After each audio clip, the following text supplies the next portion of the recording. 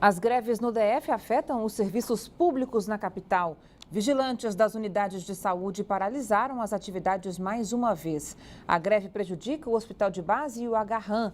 2.500 vigilantes cruzaram os braços por causa de novo atraso nos salários. Em nota, a Secretaria de Saúde disse que, por lei, o poder público tem um prazo de 90 dias para quitar os débitos sem que haja interrupção do serviço e garantiu que trabalha para fazer o pagamento até sexta-feira. E atenção, amanhã tem mobilização pelo Dia Nacional de Greve. Os sindicatos dos bancários e dos rodoviários confirmaram que os serviços vão ser interrompidos temporariamente. Os ônibus em todas as regiões administrativas não vão circular entre 4 horas da madrugada e 9 horas da manhã desta sexta-feira. O ato é contra a reforma da Previdência e a PEC, que congela por 20 anos os investimentos em serviços públicos.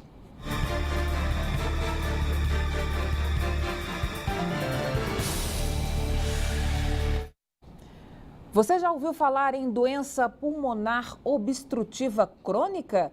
Ela é responsável por matar cerca de 40 mil brasileiros por ano. Mais que um infarto, hein? Para falar sobre o assunto, o Band Cidade recebe aqui no estúdio a pneumologista doutora Lícia Tancini. Oi, doutora, boa noite. Tudo bem? Seja muito bem-vinda aqui ao Band Cidade. Vamos começar explicando, então, que doença é essa de nome tão grande aí, complicado, uma doença crônica? O que é isso, doutora? A doença pulmonar obstrutiva crônica é uma doença inflamatória das vias respiratórias e ela engloba o enfisema e a bronquite crônica e é causada principalmente pelo tabagismo. Existem outras causas, mas a principal é o tabagismo. Então, essas pessoas que são fumantes ou ex-fumantes são as pessoas que mais têm risco de ter a doença, mas outras pessoas também têm, é isso? Outras pessoas podem ter.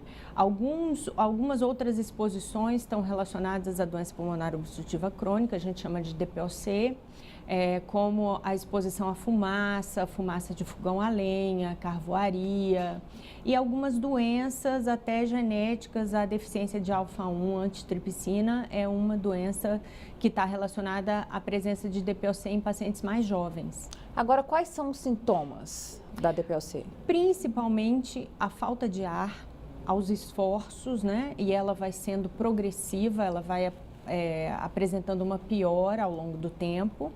A tosse persistente, seca, e o paciente pode ter também expectoração, pigarro, o que muitas vezes o fumante relaciona ao próprio tabagismo, às vezes não é do tabagismo, e sim já sintomas iniciais da doença pulmonar obstrutiva crônica. Agora, alguns sintomas também a pessoa pode confundir com aquelas doenças alérgicas, né?